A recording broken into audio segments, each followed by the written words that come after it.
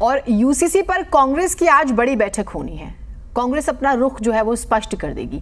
आज शाम 5 बजे संसदीय स्ट्रैटेजी कमेटी की बैठक होनी है। कांग्रेस की बैठक में यूसीसी पर रणनीति बन जाएगी। कांग्रेस पार्टी यूसीसी को लेकर किस तरफ है ये साफ हो जाएगा। तो ये बड़ी खबर आ रही है। और जैसे कि हमने पहले भी आपको जानकारी दी थी, जैसे यूसीसी चर्चा में आया तो आम आदमी पार्टी ने अपना स्टैंड क्लियर कर दिया और कहा कि हम सैद्धांतिक तौर पर इसके साथ हैं। सेम कांग्रेस पार्टी के लिए भी सवाल है कि वो किधर है। तो वो शाम को आज एक स्ट्रैटेजी ग्रुप की मीटिंग होनी है जिसमें स्पष्ट हो जाएगा।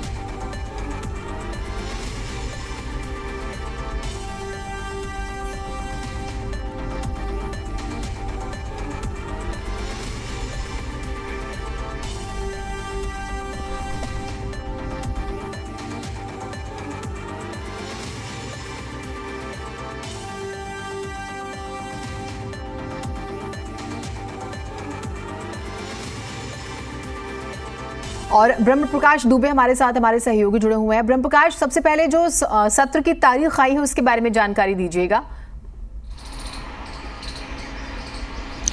बिल्कुल, देखिए संसद का सत्र जो है होने जा रहा है और वो इसी जुलाई महीने के तीसरे सप्ताह से शुरू होगा। और सबसे बड़ी बात यह है कि सरकार की तरफ से जो संकेत मिल रहे हैं कि इसी सत्र में जो है यूसीसी को लेकर जो है विधेयक आ सकता है, बिल आ सकता है। लिहाजा विपक्ष ने अपनी तैयारी पूरी करनी शुरू कर दी है कि कौन सी पार्टी क्या लाइन लेती है। देखिए एनसीपी ने अपनी लाइन पहले कहा है कि वो ना विरोध में है ना पक्ष में है, और उसी तरह से आम आदमी पार्टी ने फैसला किया कि वो पक्ष में रहेगी। अब कांग्रेस पार्टी का ये कहना है कि वो सबसे पहले जो इसको लेकर मसौदा आएगा यूसीसी का, उसको देखेगी कि उस ड्राफ्ट में क्या क्या है, उसके बाद फैसला करेगी।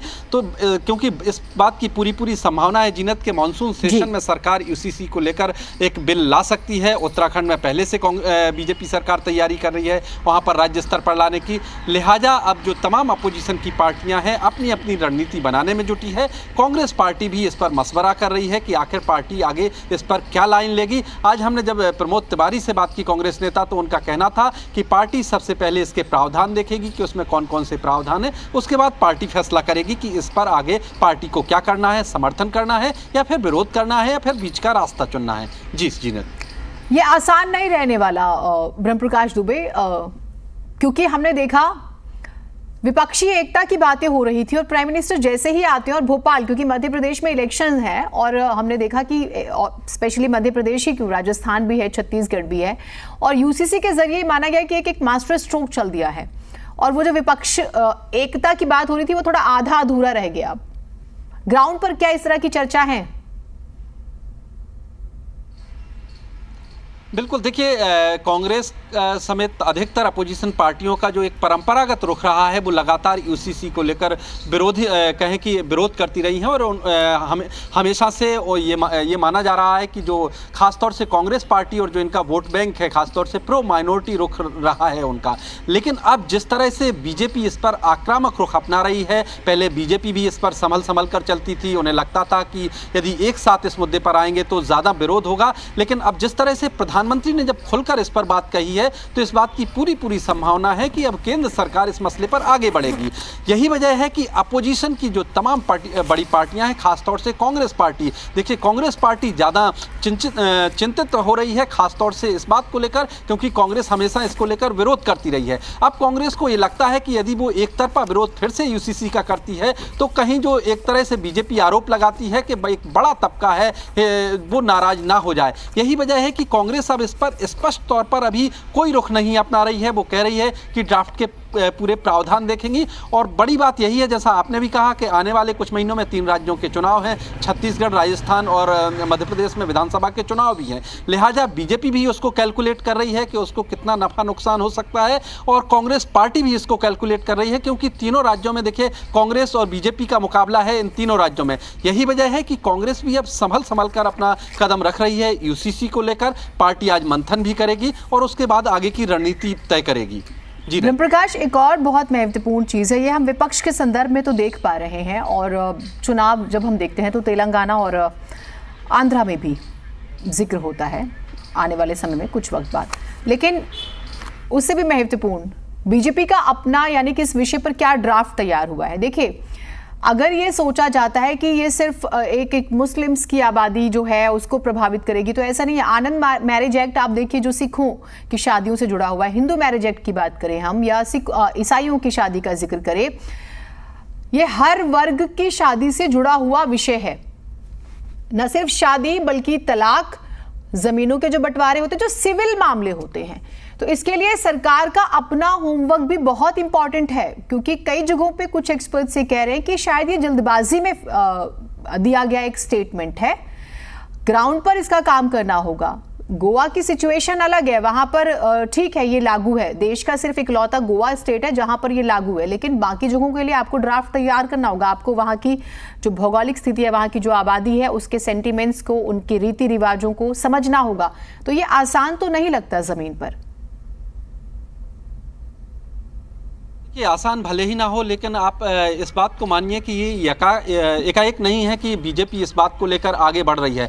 आप बीते 2-2.5 साल से देखिए, बीजेपी के पहले एक सांसद ने प्राइवेट मेंबर बिल संसद में पेश किया। इसको लेकर बीच बीच में जो पार्टी के नेता हैं, केंद्रीय मंत्री हैं, वो बयान देते रहे हैं। यानी पार्टी पिछले अगर 3-4 सालों से बात करें तो इसको लेकर आगे बढ़ रही थी। और जब उत्तराखंड को लेकर एक कमेटी बनाई गई, उस कमेटी ने सुझाव लिए, तो देखिए ये पार्टी को भी पता है कि इसमें ट्राइबल का भी मुद्दा आएगा, इसमें दूसरे माइनॉरिटी का, सिर्फ मुस्लिम का ये मुद्दा नहीं है, इसमें क्रिश्चियन का भी है, इसमें सिख का भी है, और खासतौर से एक आदिवासियों का बड़ा तबका है। और कई जैसे छत्तीसगढ़ के मुख्यमंत्री भूपेश बघेल ने इसको लेकर सवाल उठाए थे कि इसमें आदिवासियों की बहुत सारी परंपराएं हैं, उनको लेकर दिक्कत होगी। इसी तरह से झारखंड में सवाल उठ रहे हैं, और बीजेपी भी इस बात को मानकर चल रही है कि ये इतना आसान नहीं है। यही वजह है कि पूरा होमवर्क किया जा रहा है। आप देखिए, जब उत्तराखंड के लिए जो कमेटी बनी है, उसमें जो लॉ कमीशन है उसके मेंबर गए थे, और उन्होंने पिछले बार बैठक की थी कि आखिर उनको क्या क्या सुझाव मिले और किस तरह से वो आगे बढ़ रहे हैं। यानी जो नेशनल लॉ कमीशन है वो भी इसको लेकर बीते कई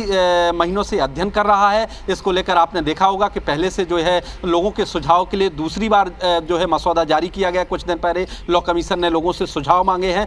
तो जब नेशनल लॉ कमीशन इस पर आगे बढ़ रहा है, राज्यों में अलग तरीके से आगे बढ़ रहे हैं, तो पार्टी इस पर सारा कैलकुलेट देखिए कर चुकी है। और बीजेपी को भी इस बात का अंदाजा है कि आदिवासियों के नाम पर भी विरोध होगा, क्रिश्चियन, सिख और बाकी कम्युनिटी के नाम पर भी विरोध होगा। लेकिन पार्टी का जिस तरह से मूड है, खासतौर से आप देखिए, जब जिस मसले पर प्रधानमंत्री बोलते हैं और प्रधानमंत्री अगर उसको हरी झंडी एक तरह से दिखा रहे हैं, उस पर आगे बढ़ने की बात कही जा रही है, तो इस बात को मानकर चलिए कि पार्टी ने सारा कैलकुलेशन कर लिया है। नफा नुकसान का कैलकुलेशन है, विरोध का कैलकुलेशन है, और लोकसभा और राज्यसभा में बिल कैसे पारित कराना है उस सब का कैलकुलेशन है। उसके बाद ही पार्टी इस पर आगे बढ़ेगी, क्योंकि ऐसे अमूमन नहीं है कि एकाएक पार्टी ब्रह्मप्रकाश, ये बात ठीक है, ये बात स्वीकार्य है कि प्राइम मिनिस्टर नरेंद्र मोदी की जो शैली है हमने 370 पर देखी, और हमने स्पेशली राम मंदिर के प्रकरण पर भी देखी, और 5 अगस्त की तारीख को नजरअंदाज बिल्कुल नहीं कर सकते, वो बहुत शुभ मानी जाती है। और इस बार भी चर्चा है कि 5 अगस्त को ही ये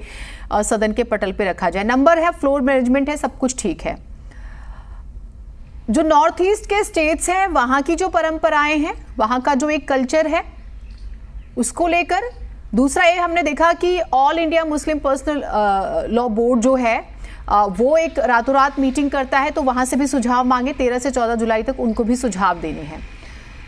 लेकिन क्या इस बात को नजरअंदाज किया जा सकता है कि राम मंदिर का विषय और कश्मीर का विषय क्या ये बराबर हैं? जब हम यूसीसी की बात करते हैं, क्या ये इतना सरल रहेगा, या फिर जो गेंद है वो स्टेट्स के पाले में डाल दी जाएगी? कम से कम चर्चा का विषय हो गया, और जो पॉलिटिकल मैसेजिंग की बात होती है, एक स्ट्रॉन्ग लीडरशिप की बात होती है मैसेजिंग की, वो उसमें सक्सेसफुल हो गई प्राइम मिनिस्टर। नहीं तो देखिए, 14 के मैनिफेस्टो में था, 19 के मैनिफेस्टो में था, स्टेट्स के मैनिफेस्टो में था, यूपी उत्तराखंड के इलेक्शन थे तो उत्तराखंड के मैनिफेस्टो में था। उस वक्त मैंने उत्तराखंड इलेक्शन भी कवर किया था।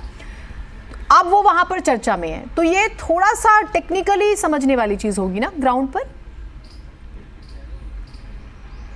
बिल्कुल बिल्कुल, देखिए बहुत सारी चुनौतियां तो इसमें होंगी ही। जैसे आपने नॉर्थ ईस्ट की बात की, वहाँ पर भी बहुत सारे ऐसे अपने आदिवासियों के कस्टम्स हैं। इसी तरह से छत्तीसगढ़ में आप बात कर लीजिए, झारखंड में बात कर लीजिए, तो ये सारी बहुत सारी चुनौतियां हैं। इतना आसान नहीं है, ये बात सही है।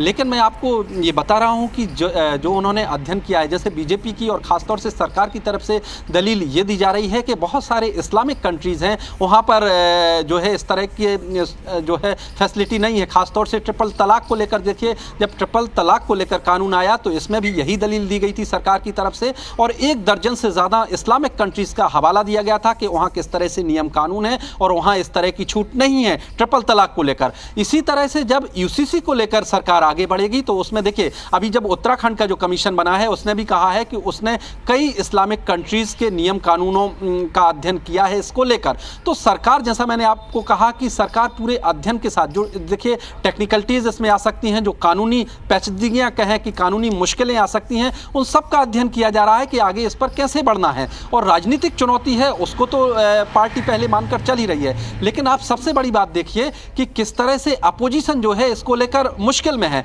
खासतौर से क्योंकि कांग्रेस और दूसरी बड़ी पार्टियां हैं उनको लगता है कि बीजेपी इसको लेकर एक तरह से हिंदुत्व कार्ड खेल रही है, क्योंकि बड़ा तबका हिंदुत्व का जो हिंदुओं का है वो भी ये मानता है कि एक देश एक संविधान एक कानून होना चाहिए, और बीजेपी इसको लेकर चुनाव में जाती रही है और बीजेपी को इसका राजनीतिक फायदा भी मिला है। यही वजह है कि कांग्रेस अब देखिए पहले जो लाइन लेती थी कांग्रेस एक तरफा कि यूसीसी का वो विरोध करती थी बिना कुछ सोचे समझे, अब कांग्रेस भी कहने लगी है कि वो पहले ड्राफ्ट के प्रावधानों को देखेगी, उसमें क्या क्या प्रावधान है उस पर चर्चा करेगी, उसके बाद ये तय करेगी। तो कहीं ना कहीं अपोजिशन की पार्टियों को भी ये लगने लगा है कि इससे यदि वो एक तरफा लाइन विरोध कर लेती हैं तो उनको भी राजनीतिक तौर पर नुकसान हो सकता है। यही वजह है कि कांग्रेस पार्टी और तमाम अपोजिशन की जो दूसरी पार्टियां हैं अभी इस पर स्पष्ट तौर पर कोई निर्णय नहीं ले रही हैं, ना विरोध का ना समर्थन का, और बीजेपी ये मानकर चल रही है कि वो यूसीसी को लेकर आगे बढ़ेगी तो उसको लेकर इसको राजनीतिक फायदा होगा, क्योंकि बीजेपी के देखिए 3 एजेंडा रहे हैं प्रमुख एजेंडा, राम मंदिर, धारा 370, ये दोनों पूरे हो चुके हैं, और तीसरा एजेंडा बाकी है। जैसा आपने बताया कि 5 अगस्त की तारीख जो बड़े 2 फैसलों के लिए शुभ मानी जाती है, हो सकता है कि इस बार मानसून का जो सत्र शुरू हो रहा है मध्य जुलाई से, हो सकता है 5 अगस्त को इसको लेकर एक बिल भी संसद में भी आए, ये भी हो सकता है कि इसको लेकर पार्टी सदन में पेश करे, उसके बाद पेंडिंग छोड़ दे। तो आगे पार्टी अपने नफा नुकसान के को देखते हुए रणनीति तय करेगी, लेकिन ये निश्चित मानकर चलिए कि पार्टी और सरकार यूसीसी को लेकर अब आगे बढ़ती दिख रही है। ठीक है, बहुत शुक्रिया आपका तमाम जानकारियों के लिए। तो महत्वपूर्ण ये है कि 2 चीजों में तो बीजेपी सक्सेसफुल हुई है, वो ये कि विपक्ष अब इस मुद्दे को लेकर थोड़ा सा समझने की कोशिश कर रहा है, इस पर होमवर्क कर रहा है, क्योंकि उनकी भी रायशुमारी मांगी गई है अपने अपने स्टेट्स में वो कैसे आगे बढ़ेगा और देश में जो मैसेज आएगा, क्योंकि चुनाव तो देश के भी होने हैं और जनता का सामना उन्हें भी करना है। दूसरा ये कि विपक्षी एकता पर एक बार फिर से क्वेश्चन मार्क खड़ा हो गया है, क्योंकि किसी दल का कोई और रवैया है इस विषय पर, किसी का कुछ और।